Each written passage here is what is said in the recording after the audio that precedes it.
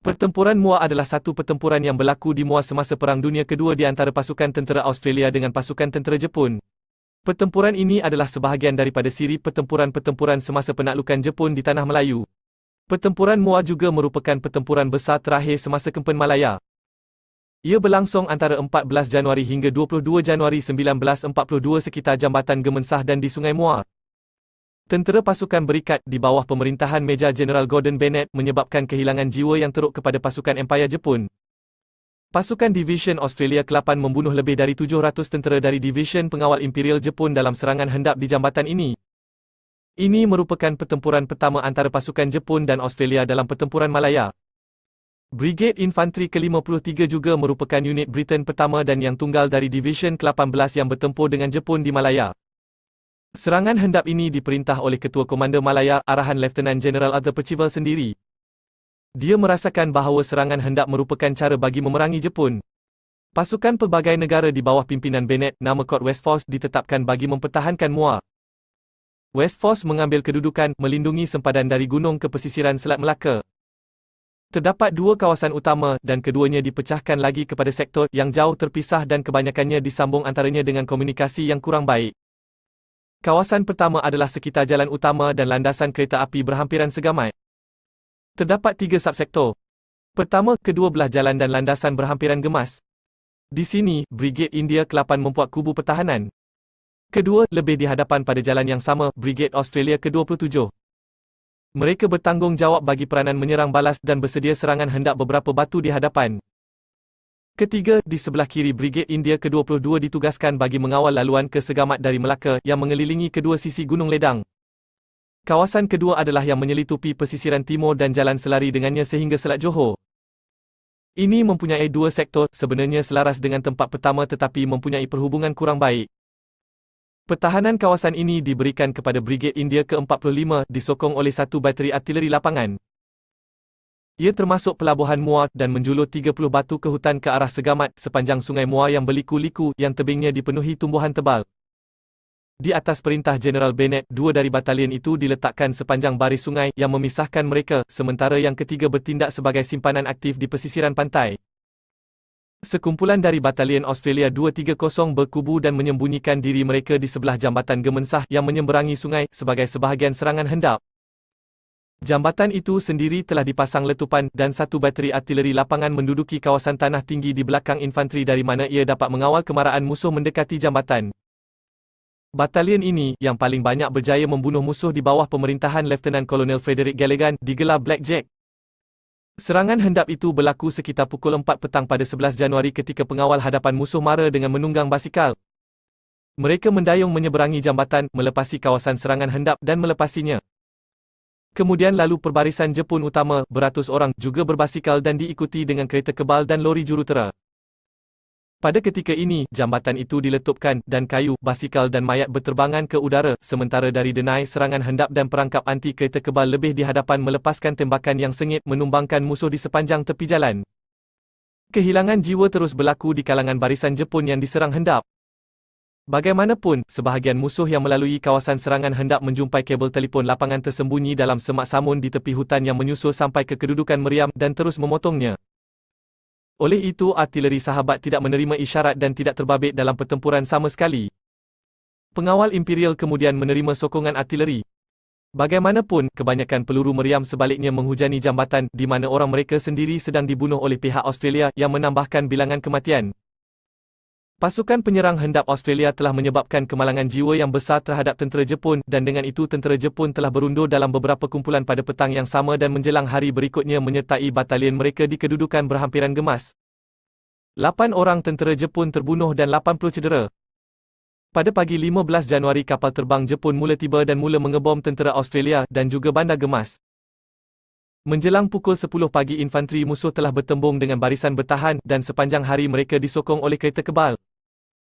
Jepun tidak membuang masa dengan membaiki jambatan Gemensah yang telah dimusnahkan. Tentera Australia terus mematahkan serangan, menjadikan salah satu darinya menjadi kelam kabut dengan serangan balas yang kental. Tetapi pasukan tambahan Jepun kini bergerak masuk dengan berterusan. Menjelang ketibaan malam, Lieutenant Colonel Galligan mengundurkan batalionnya sepanjang jalan Gemas Segamat. Mereka telah pun menyebabkan kemalangan jiwa yang besar berbanding yang dialami mereka. Pengunduran tidak dalam keadaan mampu mengganggu musuh dan bagi hari berikutnya kesunyian melanda kawasan segamat. Pada malam yang sama, tentera Jepun menawan beberapa tongkang yang berlabuh di sebelah tebing selatan Sungai Muar dan menundanya ke hilir untuk mengepung Bandar Muar dan satu-satunya batalion simpanan. Tongkang Rata dan Tongkang Belayar menyeberangi Kuala tanpa menerima tentangan kecuali pertempuran dengan peronda India yang berundur selepas pertempuran ringkas. Pasukan peronda tidak pernah memberitahu ibu pejabat bahawa tentera Jepun berada di tebing selatan.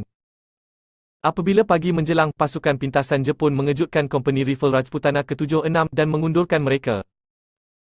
Menjelang tengah hari, mereka menyerang dari arah hilir Bandar Muar dan memutuskan talian komunikasi garison dengan batalion simpanannya yang terletak berhampiran Bakri di jalan utama selatan Bandar Muar. Pada 15 Januari 1942, Brigade ke-45 India yang bertahan di garis pertahanan di Sungai Muar telah bertempur dengan pasukan elit Jepun dari Division Pengawal Imperial.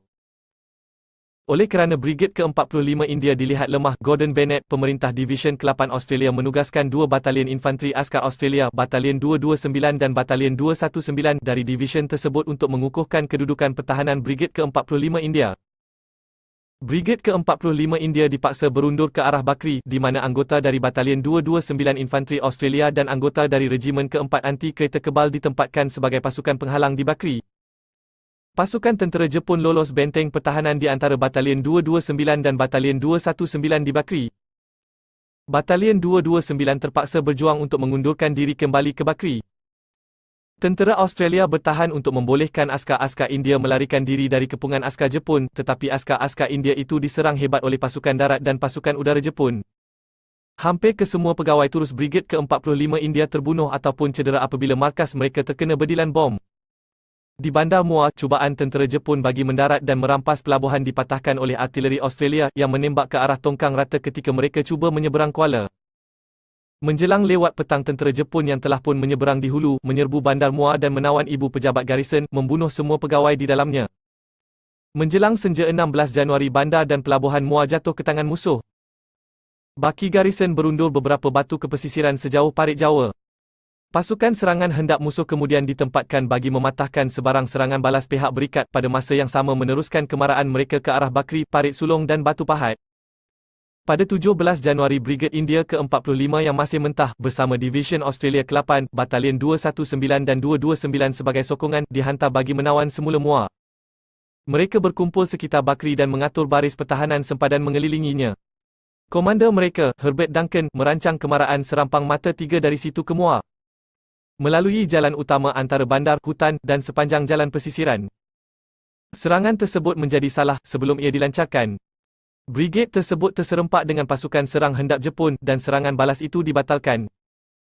Pada hari berikutnya, Jeneral Nishimura memerintah serangan 3 penjuru terhadap Bakri dan menjelang waktu petang pihak Jepun telah berada di jalan utama, hampir mengepung brigade tersebut. Batalion Norfolk ke-6 dari Brigade British ke-53 yang ditugaskan untuk mempertahankan rabung sekitar 5 batu ke barat Yongpeng, bimbang mereka akan ditawan atau dihapuskan dalam kawasan yang hampir dikepung.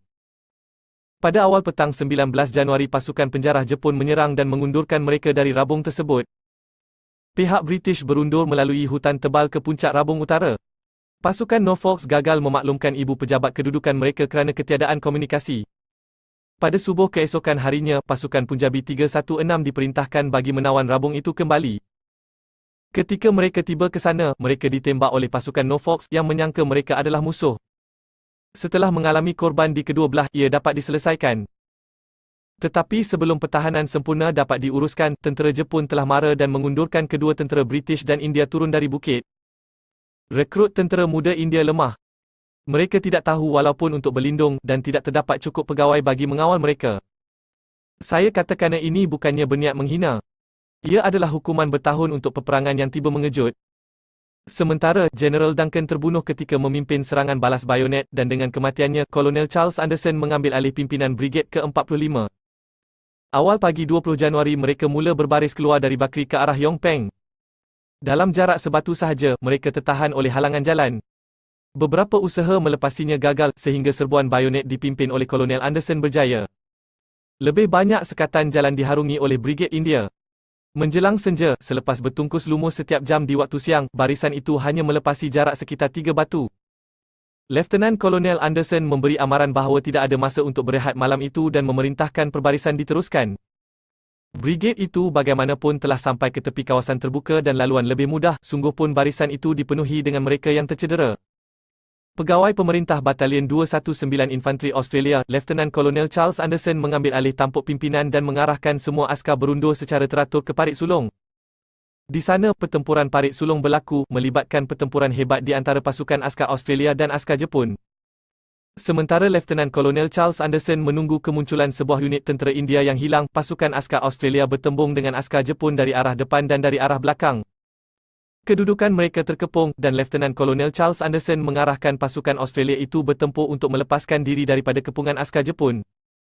Usaha mereka berjaya, dan satu laluan diperolehi untuk membolehkan pasukan Australia itu melepaskan diri daripada kepungan. Pada pagi 22 Januari 1942, pasukan askar Australia itu sampai di Parit Sulong, tetapi mendapati jalan mereka dihalang oleh satu pasukan askar Jepun. Pada ketika itu, ramai askar Australia dan India yang cedera dan terbunuh. Pasukan British Batalion 2 Loyals yang dihantar untuk membantu mereka pula tidak muncul. Lieutenant Kolonel Charles Anderson memberikan arahan supaya mereka yang masih berdaya untuk melarikan diri dalam kumpulan-kumpulan kecil melalui jalan-jalan kampung. Mereka yang cedera terpaksa ditinggalkan. Hanya 271 orang askar daripada Batalion 219 dan 120 orang anggota Batalion 229 dapat melepaskan diri daripada kepungan askar Jepun tersebut, kurang dari 1/4 daripada bilangan yang ada semasa pertempuran di Muar. Untuk keberanian dan kepimpinannya, Lieutenant Kolonel Charles Anderson diberikan anugerah Victoria Cross.